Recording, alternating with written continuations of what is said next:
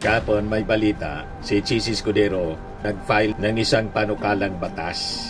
Ano niya, Mr. Maravillas, yung panukalang batas ni Chis Escudero? Sabi dito sa report ng Inquirer, Escudero files Infrastructure Appropriations Integrity Bill. The Infrastructure Appropriations Integrity Act, Escudero said there is a need to ensure that only government infrastructure projects that are technically and financially viable are included in the national budget. Kasama siya sa lookout bulletin nitong si Chis Escudero.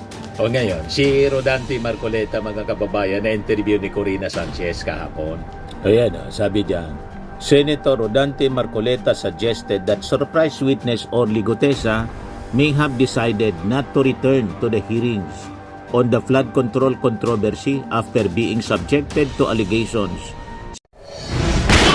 Nagbabagang mga balita at pagtalakay sa mga isyu ng lipunan. Pulsa, opinyon, banat at paglalantad sa katotohanan. Pulsa, what you see is what you get. You decide. Hello po mga kababayan, si Dante Maravillas. Kahapon may balita, si Chis Escudero nag-file ng isang panukalang batas.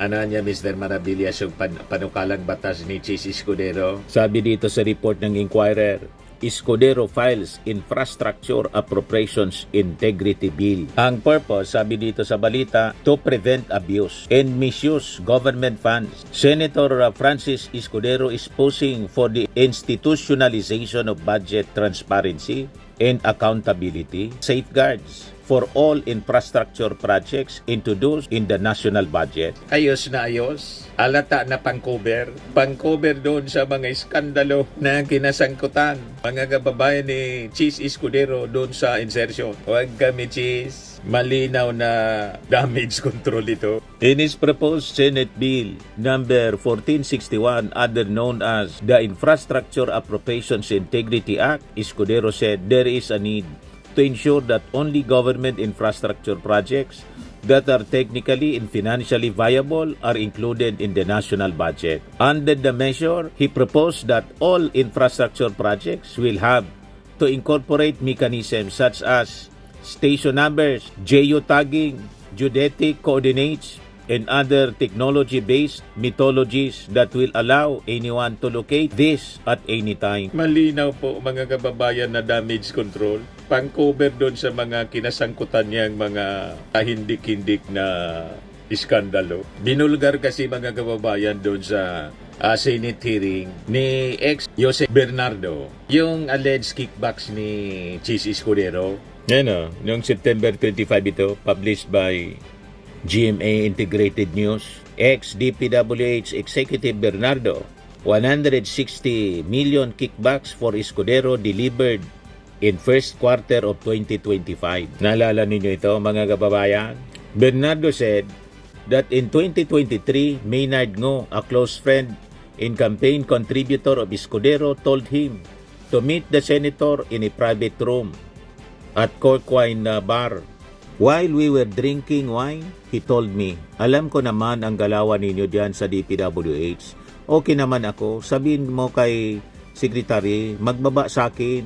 Also, the delivery of 160 million for Chis Escudero happened sometime in the first quarter of 2025, sabi po ni Bernardo. Ayan, tingin natin mga kababayan, ito mga ginagawa ngayon, pang-cover, damage control, pampapogi. Dito kasi yung mga nabulgar sa Senate hearing. Around July 2025, I had a chance encounter with Senator Chis Escudero and Maynard Ngo, sabi po ni Bernardo. At the court, Senator Chis Escudero approached me, shook my hand, and said to me, thank you. Kaya ito nga bill, mga kababayan ni Chis Escuderong ipinail, malamang tama ang ating duda.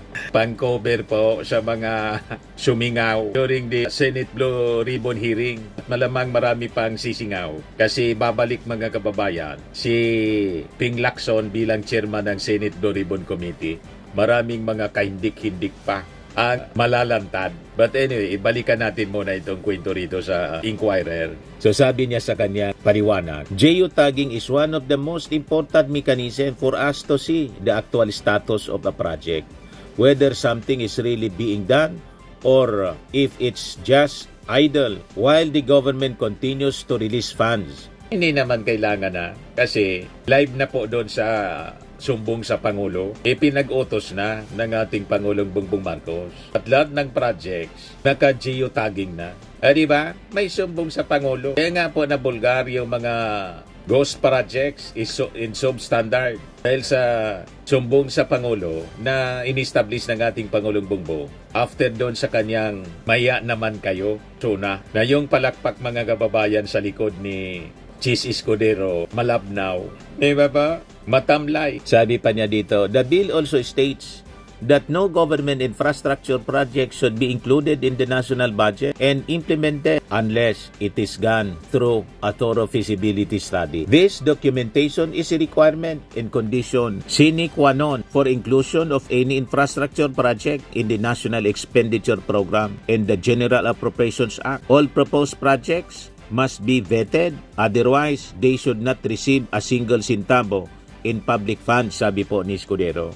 Apart from these two, Escudero's measure likewise indicated that budget splitting or the division of the appropriations for infrastructure projects in phases will also be prohibited. Escudero is one of the government officials implicated in the anomalous flood control scandal. In September, resigned Public Works and Highways Undersecretary Roberto Bernardo testified before the Senate Blue Ribbon panel that he is close to businessman Maynard Ngo, a campaign contributor of Escudero. Ngo once asked him to submit a list of projects for inclusion in the General Appropriations Act. Bernardo said they agreed on a 20% cut. After inclusion of the projects in the General Appropriations Act, I delivered 20% of approximately 800 million or about 160 million which was meant for Senator Escudero, sabi po ni Bernardo.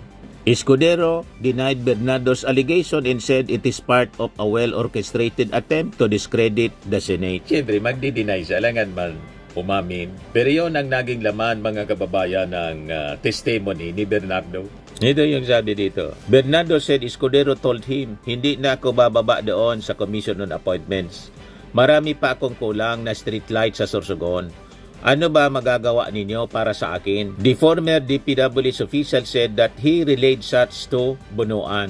Subsequently, I received from the brother-in-law of Senator Chis Escudero a list of projects which included the aforesaid streetlights project. He asked me to confirm if that streetlights project was the one for Senator Chis Escudero, which I did. Bernardo implicated Escudero amid the investigation into anomalous and ghost flood control projects. Umigi daw ng 20%, 160 million pesos. Oh, you see? Itong mga final po ni Chis Escudero, yun ang tingin natin, pan-cover, damage control, para isipin ng mga tao na kontra siya sa korupsyon. Prevent abuse and misuse of government funds. Di ba, malinaw mga kababayan? Pang-front niya ito, mga kababayan, sa paningin natin.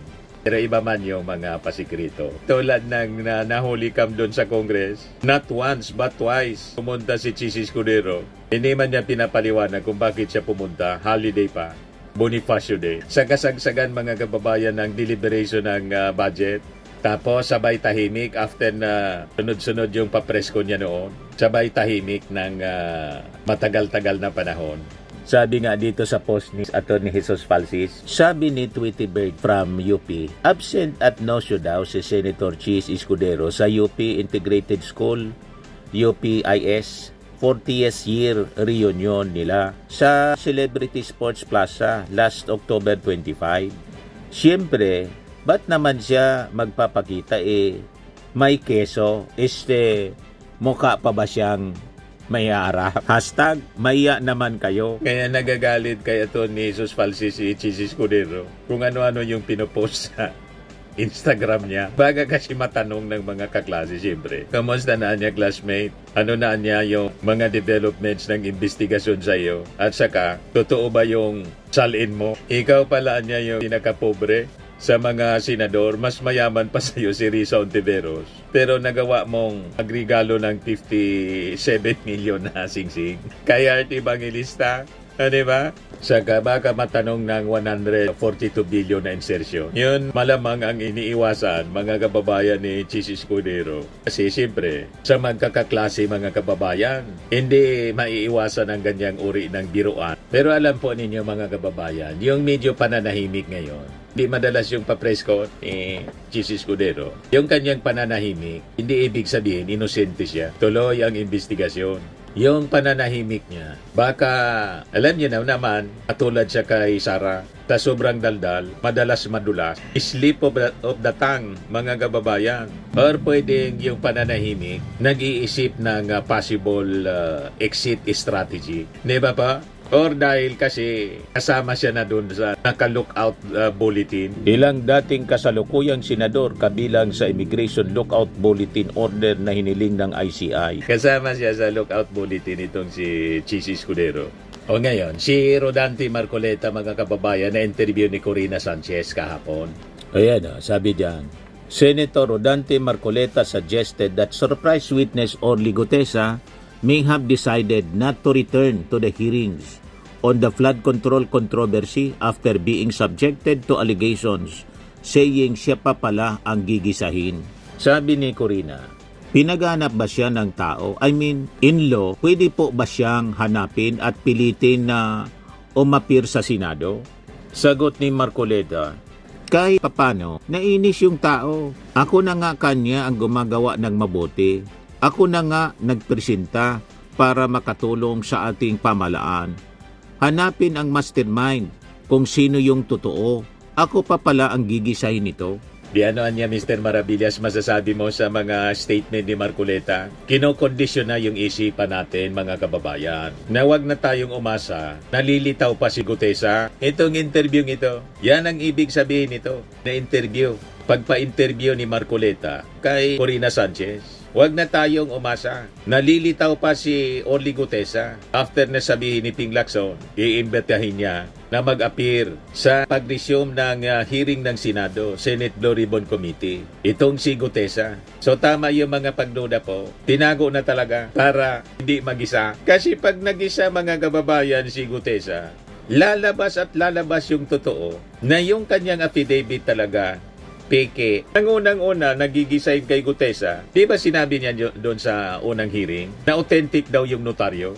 And all of a sudden, right after the hearing, biglang pumalag yung abogadong nagnotaryo na pangalanan doon sa notaryo. Hindi man niya ako nagnotaryo niya. Doon pa lang, mga kababayan, bagsak na itong surprise witness, mga kababayan, ni Marcoleta na ipirinisenta sa kanya ni Mike Defensor. Lalo pag si Mike Defensor, mga kababayan, nang sabihin niya na si Orly Gutesa daw nasa custody ng Philippine Marine sa Marine Compound. Ayon, biglang pinasinungalingan, mga kababayan, ng mismong Armed Forces, ng Philippine Navy, ng Philippine Marines. Alamanan niya ever since sa amin. Tapos, may mga lumitaw pang balita, may nagtangka sa buhay. Yun ang medyo delikado. May nagtangka daw sa buhay ni Orly Gutesa. Ang masama nito, kung si Orly Gutesa pinatahimik na po, permanenteng pinatahimik, yan ang malaking problema. O ngayon, kung madisgrasya ito, si Gutesa, alam na ninyo kung sino? Possible salarin. Sino ba ang ayaw mabuking yung kasinungalingan niya? Your guess is as good as mine. Kaya ito mga statement na to ni Marcoleta, lalo tayo dapat na magduda. Ang ibig sabihin nito, mga kababayan, palang intensyon talaga sila na pabalikin si Gutesa. Kinokondisyon na yung isipan natin. Kahit papano nainis yung tao, referring to Gutesa. Ako na nga kanya ang gumagawa ng mabuti. Ako na nga nagpresenta para makatulong sa ating pamalaan. Hanapin ang mastermind kung sino yung totoo. Ako pa pala ang gigisahin nito. Siyempre, dapat patunayan niya yung kanyang akusasyon. Unang-una, yung affidavit pa lang niya, may diferensya na. Peke yung notaryo, pagkatapos mas familiar pa kayo sa affidavit niya kaysa kay Gutesa. At habang tinatanong si Gutesa, may nagsisinyas pa. Yung isang abogado, sabi dati yon or staff ng Blue Ribbon, na malamang kakilala yun ni Marcoleta kasi siya yung unang chairman ng Blue Ribbon. Di ba ba? Halatang kino-coach po si Gutesa. Alangan man tanggapin natin yung kanyang mga sinasabi as it is at wala ng cross-examination. Di ba ba? Ang daming butas sa mga statement po ni Gutesa. Una, hindi siya familiar ng kanyang affidavit. Mas familiar pa si Marcoleta. Ito pa, sabi ni Marcoleta, Senator Rodanto Marcoleta revealed 2 individuals allegedly linked to resign Congressman Saldico, identified as Mark and Paul, are being detained to keep them from testifying in the ongoing flood control corruption. Marcoleta said Paul is currently in Chile, making it difficult for investigators to locate and question him about his alleged involvement in the scandal. Yan sabi niya dito. Ang unang makakapagpatunay niyan, tawagin niya yung dalawang lalaki na binabanggit niya doon. Ang pangalan ay Paul Estrada at Mark Tiksay, sabi ni Corina. Nasaan na yung dalawa? Sabi ni Marcoleta. Hindi ko alam yung Mark Tiksay kung nasaan, pero yung Paul Estrada nandun daw sa Chile at binabantayan. Bakit sa Chile? Sabi ni Corina. Walang extradition treaty. Ang tanong, bakit alam? Sino yung mga informant? Mga kababayan ni Marcoleta? Alam niya yung mga detalye? Kaya hindi maniwala yung mga netizens na nanonood sa interview kay Corina. Interview ni Corina kay Marcoleta. Sabi ni Eduardo Chua, Mr. Tanim Witness na sinungaling, may sworn affidavit yung mga taong inabutan nila ng pera na hindi nila nakausap ang gutesa mo. Yung affidavit kaya ng dalawa ang hanapin mo. Sabi ni Renato de la Rosa, may storytelling alay, strikes again. Tagalog translation, linlang. Sabi ni Lolong Rihano, may winner na agad. Alam na, sabi ni Larry Nepomuceno, the author of imaginary argument strikes again. Sabi ni Rowena Marie Otaide Marcos, fact check first bago dada. Like checking immigration bulletin if that Paul really went to Chile. Sabi ni Joel Salvador, kasuhan na yan for perjury. Kailangan may reality check yan. Kung ano ang ginagawa, ayaw pasuli ang ninakaw ng mga diskaya. Now, nagtatanim na naman ng peking witness. Sabi ni Chris Sante, baka kasama ni Mary Grace Piatos ang dalawa. Malinaw po. Ang kwento ni Marcoleta, kinokondisyon na yung ating isipan na hindi na po magpapakita si Orly Gutesa. Nasunog kasi yung testimony ni Orly Gutesa, kaya mahirap yun na ipresenta uli ni Mike Defensor at saka ni Marcoleta. Gagawa at gagawa sila ng rason para hindi na maka-appear sa Senate Blue Ribbon Committee hearing itong si Orly Gutesa. Kasi mabubuking po ang script na gusto nilang idiin si Martin Romualdez. Puno ng butas po yung testimony, mga kababayan, sa affidavit ni Gutesa, other than yung mismong affidavit, peke yung notaryo. Kaya pilit na binibilog yung isipan natin ni Marcoleta. Sabi niya rito, report ng Abante News. Sa aking palagay ay isa siyang mabuting tao sapagkat nakita ko sa kanya yung paninindigan niya. Orly Gutesa is very credible. He has nothing to gain here. He has everything to lose. Gano'n naman pala. Bakit hindi kayo gumawa ng paraan? Kayo naman yung may alam kung nasaan siya. Di ba yun ang sabi ni Mike Defensor? Pati kayo po. Sabi ninyo, nasa poder ng Philippine Marines. Kaya lang, sabi ng Philippine Marines, wala man na niya dito sa amin. Ano ninyo din ala si Gutesa? Kung naniniwala kayong credible siya, bakit hindi ninyo ipa-cross-examine? Hindi lang sa Senado, Senate hearing, kundi pati sa DOJ. Para kung totoo yung sinasabi niya, di makulong yung dapat makulong. Huwag kami Marcoleta. Hindi maniwala yung mga tao. Sabi ni Chris Termilla, most credible scripted witness. Sabi ni Lucas Mateo, how much did you pay him? Sabi ni RJ Take PH, the fact na isa siyang Marine. Abay, ba't nagtatago at ayaw humarap sa DOJ? Para sana mas mabigat ang ebidensya laban kay Romualdez.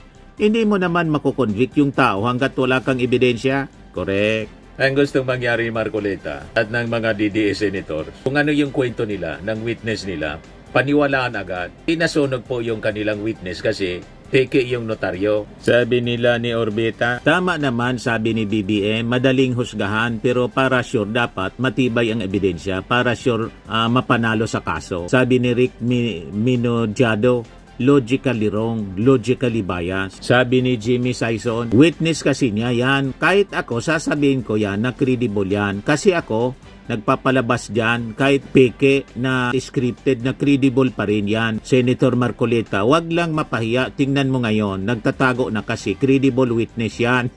Bodol. Sabi ni Danny Tokrang, tama ka, may paninindigan na magtago para di kayo mabuking ni Defensor. Wala na Nabasa na yung papel, mga kababayan, ng tuluyan. Nabasa na yung papel ni Marcoleta. Wala na maniwala sa kanya. Iharap ninyo sa Senado at sa DOJ si Gutesa para ma-examine yung kanyang testimony, ma-cross-examine. Ito yung interview ni kay Rogante Marcoleta, interview ng Billionaire News. Ako ng kalabaw sa barangay, imbes na puntahan yung aking itinuturo na alam ko namang yun ang magnanakaw, ako ngayon ang binalikan. So, maaaring nadi-discourage. Pagkatapos, meron pang nagsasabi na pinipressure siya na palitan Sino? ang kanyang testimony, mag-recant siya, alalahanin mo yung kahit pamilya mo. So, ganun. Baka nga... Sino nagsabing mag-recant? Na maaaring people are working on him para lamang mag-iba siya ng statement. Bago lumabas o kaya ay wag na lang magpakita. Pero siya po ay isa sa mga iimbitahan daw sa resumption ng Blue Ribbon Committee hearings. Ano po sa palagay ninyo? Magpapakita ba siya o hindi? Malagay ko kung nandito naman yun kasi naniniwala ako sa kanya na sabi niya para po sa bayan kaya po ginagawa ito. Pinaghahanap. Iharap ninyo, kayo yung nag-present yan sa Senado. Pagkatapos, after na makapagsalita ng taking testimony, taking notaryadong affidavit, bigla na lang na nawala. Ano yun? Di ba malinaw? Ayaw ma-cross-examine kasi malamang iba yung gumawa ng affidavit. Ang duda ng karamihan po, pinabasa lang kay Gutesa. Hindi man niya yun personal knowledge. May gumawa ng script para idiin mga kababayan si Martin, pinabasa kay Gutesa. Kaya nagkabol-bol yung kanyang testimony. Hindi siya familiar. May gumawa ng kwento. Pina-roleplay lang yung script.